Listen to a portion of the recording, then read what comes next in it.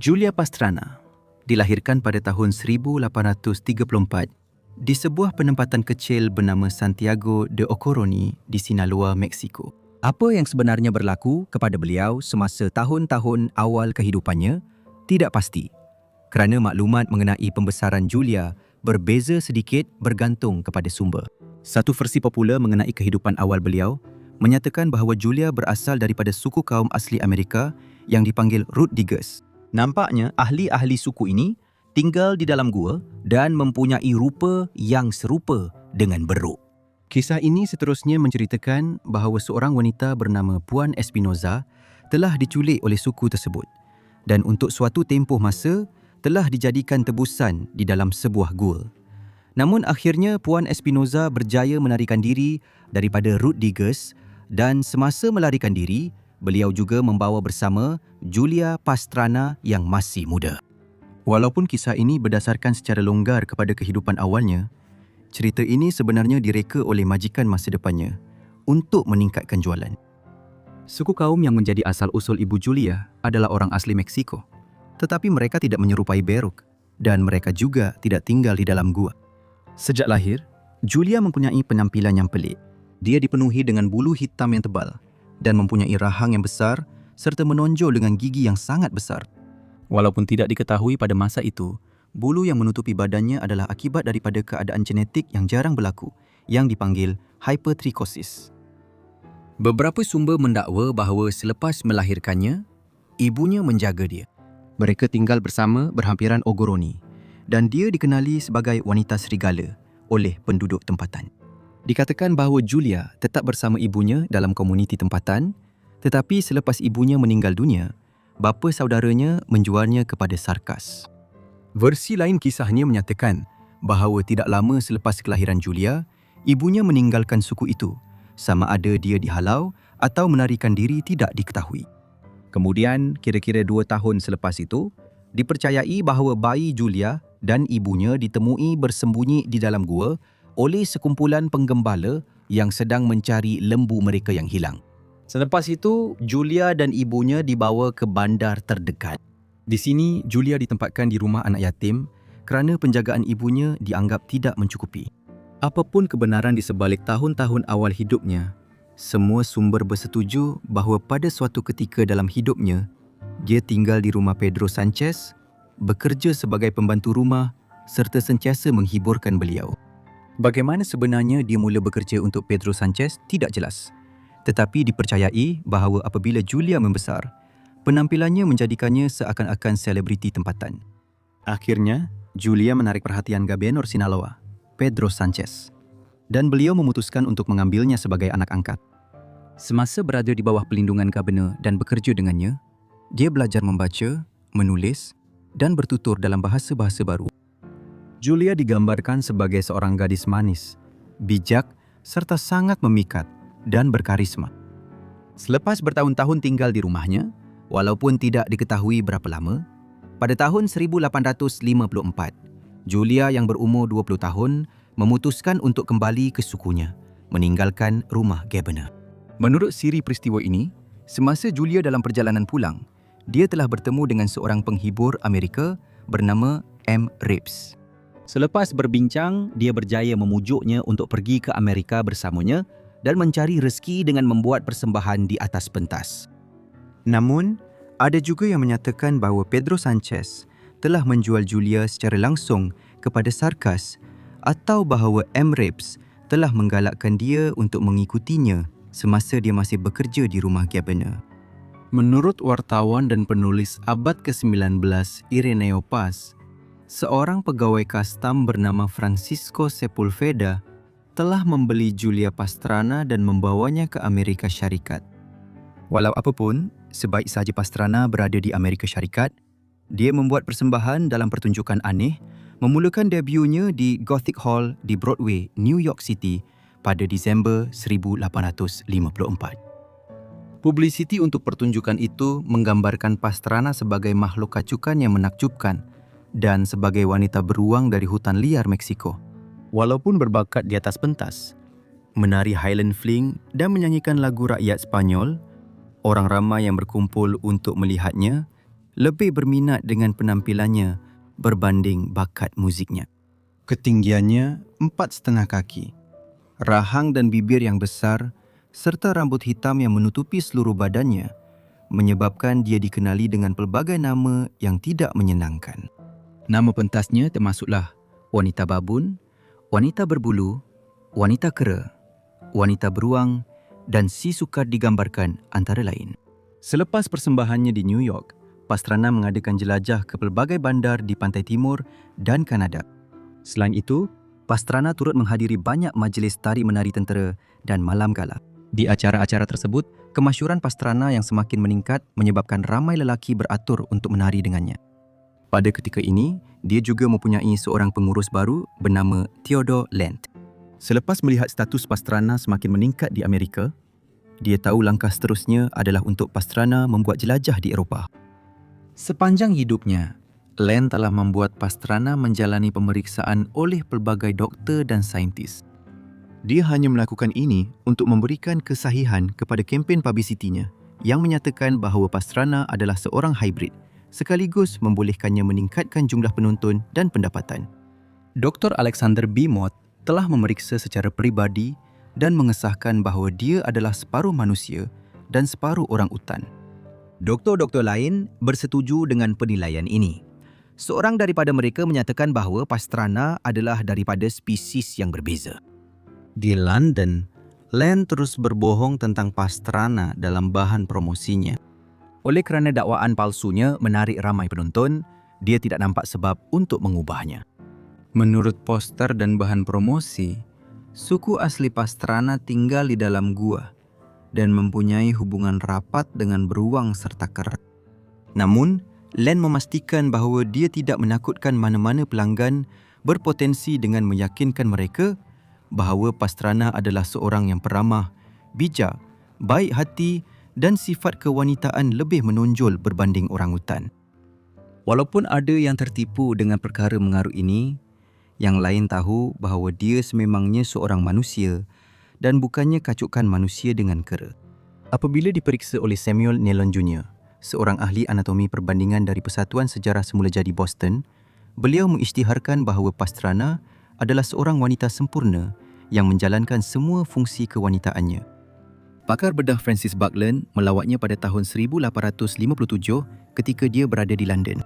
Beliau mengulas tentang keadaannya dengan berkata, "Saya percaya kisah sebenar beliau ialah beliau hanyalah seorang wanita peribumi Meksiko yang cacat." Beliau juga menggambarkan ciri-ciri wajahnya sebagai hodoh, tetapi turut menyebut bahawa beliau mempunyai bentuk badan yang sangat baik serta suara yang merdu, minat yang tinggi dalam muzik dan tarian dan boleh bertutur dalam 3 bahasa. Selepas kematian Pastrana, saintis Inggeris terkenal Charles Darwin membincangkan kes beliau dengan menyatakan, Julia Pastrana, seorang penari Sepanyol, adalah seorang wanita yang sangat luar biasa. Tetapi beliau mempunyai janggut tebal seperti lelaki dan dahi yang berbulu lebat. Disebabkan lebihan giginya, mulut beliau terkeluar dan wajahnya kelihatan seperti Garuda. Seiring berlalunya masa, Lent telah mengaut sedikit kekayaan dengan mengeksploitasi Pastrana di atas pentas. Dia seorang lelaki yang kaya, tetapi masih berharap untuk menambah kekayaannya. Kononnya kerana Pastrana kini menjadi seorang selebriti, dia menerima banyak lamaran perkahwinan. Namun dikatakan dia menolak kerana lelaki-lelaki ini tidak cukup kaya. Beberapa ahli sejarah mendakwa bahawa Lent berharap untuk mengahwinkannya dengan seorang lelaki yang sangat kaya demi kepentingan dirinya sendiri. Namun begitu, apabila pengusaha pertunjukan saingan seperti P.T. Barnum mula menunjukkan minat terhadap Pastrana, dia memutuskan bahawa dia tidak boleh mengambil sebarang risiko. Jadi dia mengahwininya supaya dia boleh terus menjana kekayaan. Kita tidak dapat pastikan perasaan Pastrana terhadap Lent, tetapi nampaknya dia jatuh cinta dengannya. Lent tidak melayannya dengan baik. Dia terlalu mengongkong dan menghadkan kebebasannya.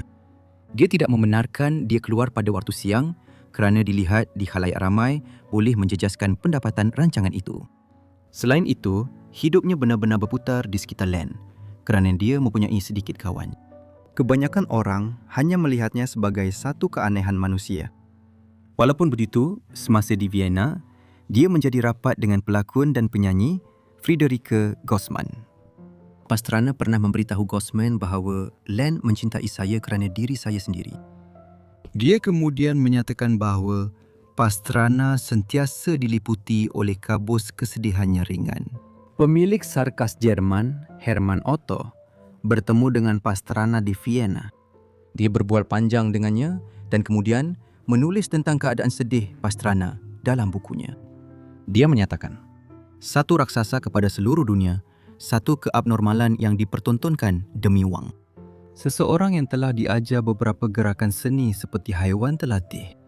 Tetapi bagi segelintir yang mengenalinya dengan lebih rapat, dia adalah seorang yang hangat, penuh perasaan, berfikiran mendalam, sangat berbakat secara rohani dengan hati dan minda yang sensitif.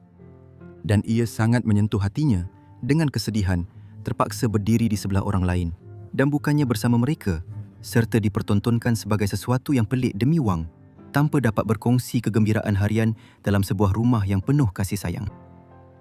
Pada Ogos 1859, Pastrana mendapat tahu bahawa dia sedang mengandung. Akhirnya, dia melahirkan anak pada Mac 1860, semasa dalam jelajah di Moskow.